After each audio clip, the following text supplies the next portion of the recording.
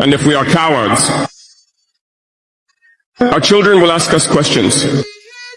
Imagine if in Burkina we refuse to fight, and we accept to submit to live in slavery. Tomorrow our children will grow up. They will ask questions. Were our parents cowards to leave us in slavery? Whether we are alive or dead, we will feel it. The coward is afraid. And the imperialists have understood. They try to instill fear in the leaders so that you become cowards. Because when you are a coward, all other vices can arise. They do everything to make us afraid. They come into our palaces. They threaten us directly or with veiled threats. Of course, we respond as we should. They always take examples. They will tell us, Thomas Sankara tried to do it like this, but where is he? He is dead. The Haitian president, he tried to do it like this. Where is he? He is dead. Gaddafi tried like this. Where is he? He is dead. These are the veiled statements made to us to instill fear. And then we also often see some young people trying to follow in the footsteps in a different way. You can hear them say, such a person ruled like this, he has the sepulchre. Such a person ruled like this, he is in prison. All this to try to scare us, to make us cowards. I think they haven't understood something. When we say the homeland or death, we shall overcome, it's not just a phrase, it has its full meaning. We are not afraid and we will never be afraid. We will continue our struggle.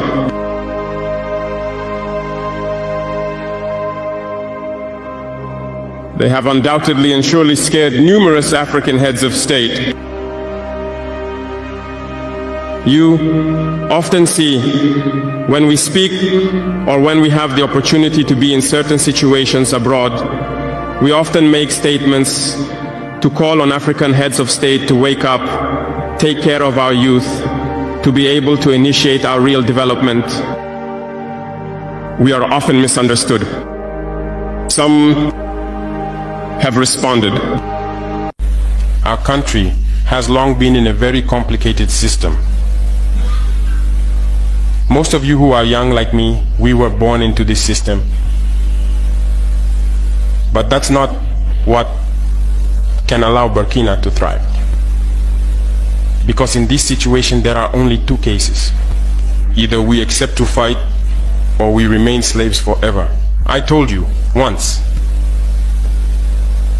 there are those who are slaves in their minds. They can only serve their master. And those people try every time to manipulate you. You must advise each other. Because every situation can be exploited by these enemies of the nation to try to discourage you, to demotivate you.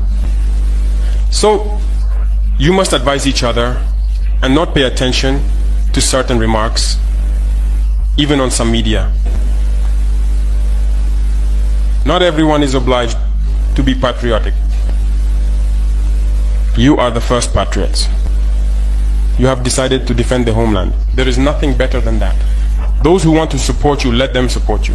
Those who want to discourage you through writings, you must close your ears and move forward. As for those, we will fight them here.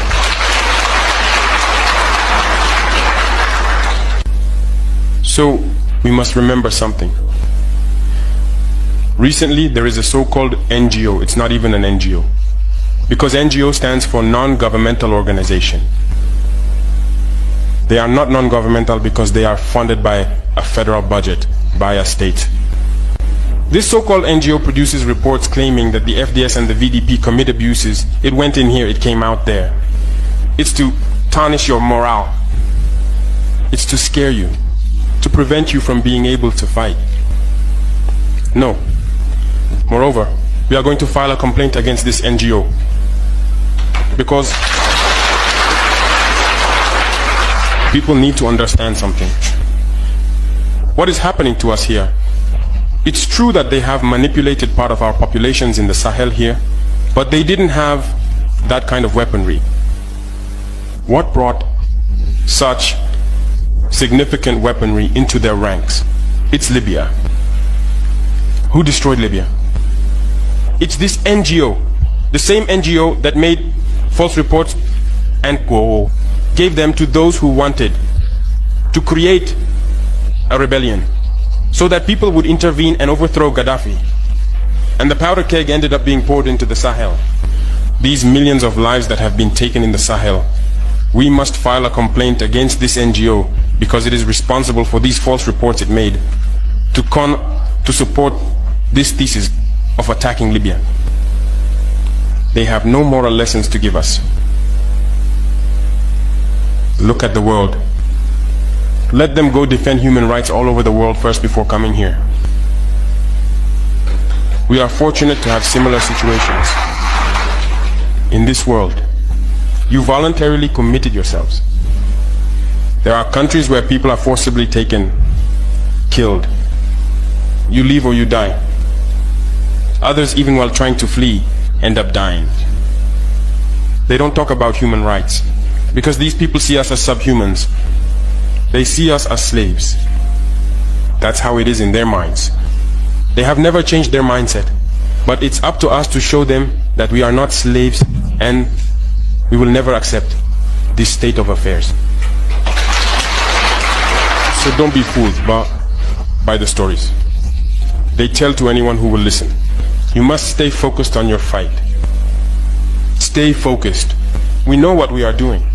And even now, the VTP commander told me that there is a human rights training session underway for group leaders and their deputies. If we make efforts, we know it's for ourselves. We no longer do things to please someone else. We do it for our homeland. And you are committed to that. Defend your homeland. Do not listen to those individuals. They should not affect your morale. In the history of the world, there have been wars. And during the Second World War, people organized themselves to defend all over the place.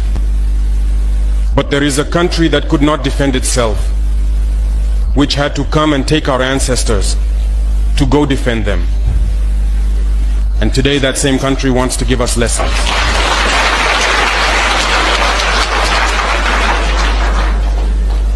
The pot calling the kettle black. No. You are the descendants of those same ancestors who went to defend others, who liberated the world from Nazism. Today you are fighting for your lands. These same individuals dare to create terms to tarnish you. We oppose this. We will never agree. Continue to defend your lands. It is your wealth that interests these people. It's our gold, it's our minerals that interest them. Otherwise, why come and drive out entire villages to seize our lands? So we will fight and we will reclaim our lands, our wealth. It belongs to us. It's for us. It will benefit us and our children. I therefore encourage you to remember that this war is to free us from slavery.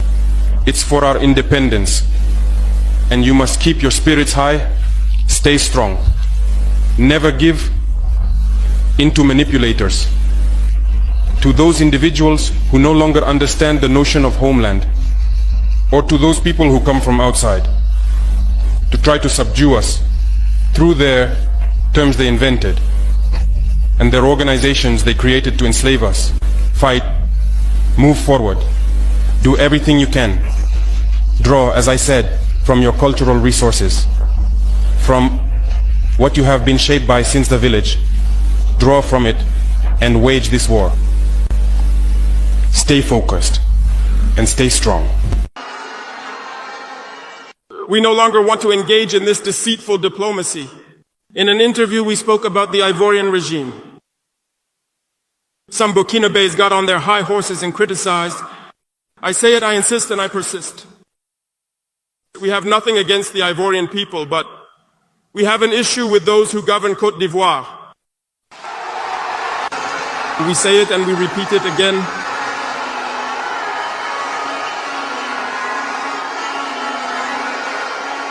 Let me tell you something. Allow me to tell you something.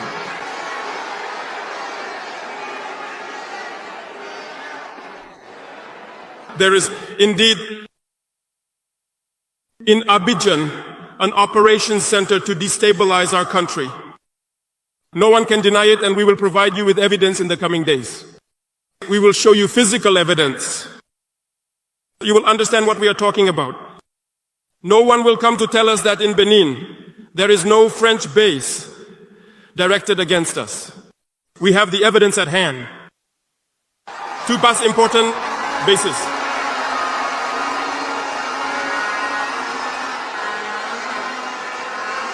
No one can dispute them, and I challenge them. And we have nothing against the Beninese people. There we have a problem with the policy of the Beninese leaders. And we say it loud and clear again. In this diplomacy, we have decided to tell the truth. There are indeed two bases, one towards Kandy and the other going towards Porga, or I don't know which locality. Runways have been renovated to more than 3,000 meters long. Planes land. People equipped and train the terrorists. Over there. We have audio recordings of French agents in Benin over there who are staying at the terrorists' operations center. They show the operations with them. They help them with medical care. They do everything there.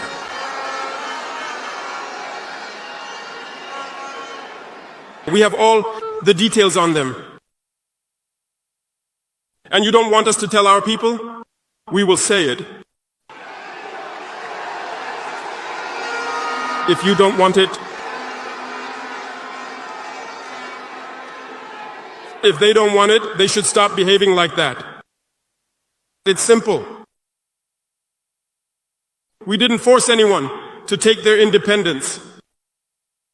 If you decide to stay in your situation, but don't turn your countries into air bases, because it is your populations who will suffer afterwards. Welcome back to Local Journal, my people. If you listen carefully to what the president of Burkina Faso, Ibrahim Traore, is saying in this video, you will know that the problem of Africa is from Africans. This man is trying his best to set an unprecedented level of leadership in Africa, but instead of supporting him so that he can achieve what he wants to achieve, Africans are trying to weaken his courage and sabotage these strides. Africa is still living under neocolonialism, and they are not ready to salvage themselves. And if someone is trying to help them and help the situation, it is not just to support him and ensure that he achieves it. We can hear his comment wherein people are making references to the late Thomas Sankara and Muammar Gaddafi of Libya. And all these references people are trying to make is to scare him. Since this man took over government in Burkina Faso, go to Burkina Faso and see what he has been able to achieve within a short while. If you look at what is going on currently in Africa, it is a testament to the fact that Africa is not really matured for democracy yet. Look at the situation of Nigeria and look at how democracy has been bastardized. Is this the kind of democracy we want to practice in Africa? The democratically elected president we have in Africa are puppets in the hands of the world powers. Most of them are being controlled via proxy. And these people leash on the resources of Africans at the detriment of Africans. But for our African leaders,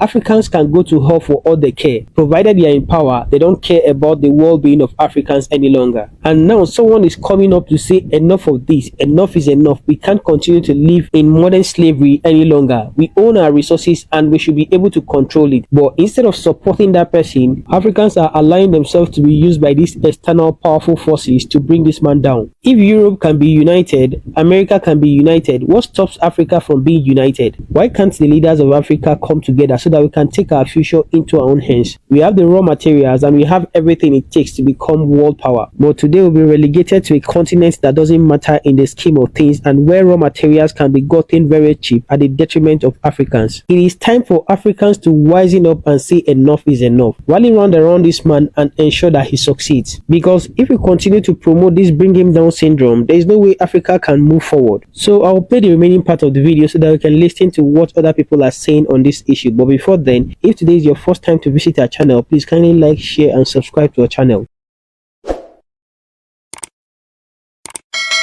It wasn't a conspiracy theory after all. I mean, we already knew that, but it's good to hear it from the horse's mouth. The horse in this case being Kurt Weldon, a former member of the U.S. House of Representatives who represented the 7th District of Pennsylvania between 1987 and 2007. In a Tucker Carlson interview that aired on Monday, he said this. It's like Libya. We were the ones that caused Gaddafi's death because Hillary Clinton played a game over it. I hand-carried the letter back from Gaddafi offering to resign. The U.S. didn't want him to resign. They wanted to kill him. Why?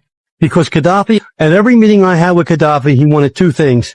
He wanted to unite the African continent into a group of nations economically, like the European economy. He wanted to base it on the gold standard. And the U.S. and Europe didn't want that. The other thing is they wanted control of his oil, and they wanted control of his sovereign wealth. So Gaddafi had to go. That's outrageous, and it's wrong. So the reason NATO bombed Libya 7,000 times in just 8 months, destroying the country's strategic infrastructure and reducing it to the Stone Age, was that Europe and the US did not want an economically unified Africa in control of its own natural resources and sovereign wealth.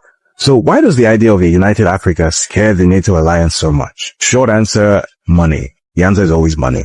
Or to be more specific, the empire's monetary and economic system, which dictates that for those in the imperial core of Western Europe and North America to consume excessively using their overvalued fiat currencies, those at the imperial periphery of Asia, Latin America, and Africa must extract and produce at the lowest possible cost. Asia is designated as the cheap production zone in that imperial economic system, and Africa is designated as the cheap extraction zone for raw materials. And then along comes Gaddafi with his big ideas about African economic and political unity, with the money to actually back up those ideas. This guy was dangerous. You see, the empire knows better than any of us that if Africa were to streamline itself into a single economic entity with 1.5 billion people, and the world's youngest and fastest growing population with the ability to move people, goods, and services seamlessly across 30 million square kilometers on the world's most resource-laden continent, Africa would experience a rapid economic breakout of the sort that would overshadow even that of China. The empire knows all of this, of course, because African poverty itself is an artificial imperial project intended to keep raw materials cheap. The poverty is a feature, not a bug.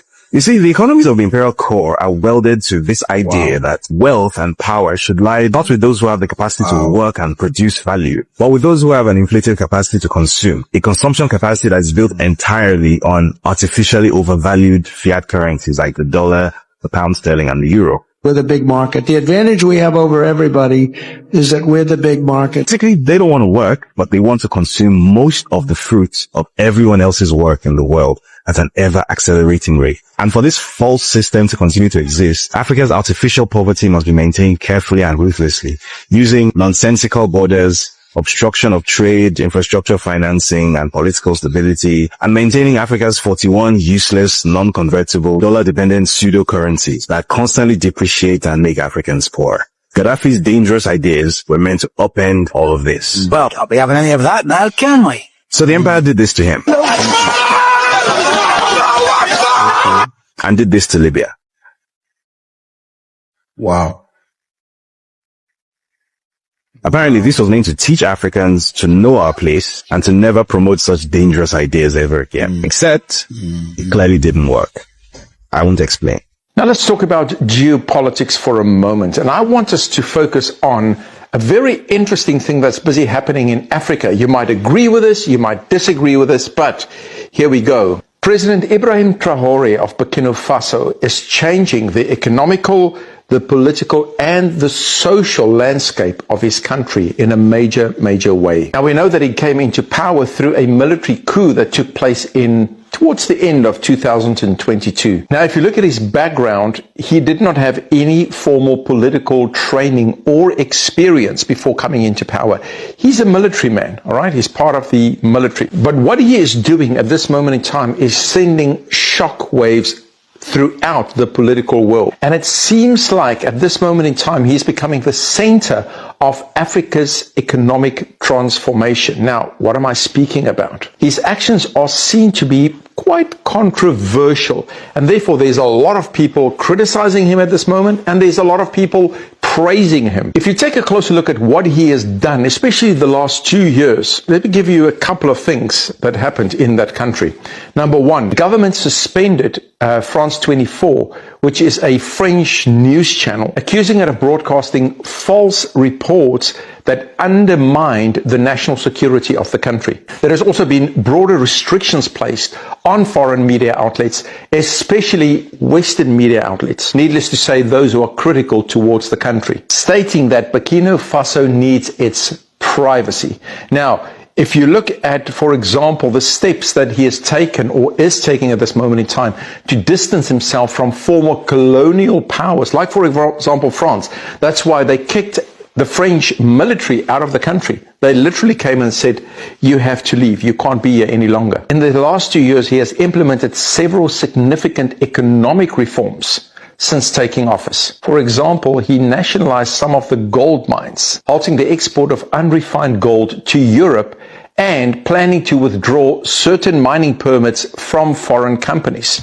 He wants to bring it in-house. He established local processing industries. He is very strong on enhancing agricultural support initiatives. In other words, to begin to produce their own food and to grow in the production of their own food. He is initiating agricultural modernization and has distributed 400 tractors, about 239 tillers, hundreds of motor pumps, etc., all in an effort to raise the production level of their crops. When it comes to financial reform, what he has done, he has reduced the salaries for ministers and parliamentaries by 30%, while increasing civil servant salaries by roughly 50%. And we can see him coming majorly against government corruption, or it seems to be the case at this moment in time. He also started paying off local debts and launched the Postal Bank of Burkina Faso with a capital of about roughly $25 million.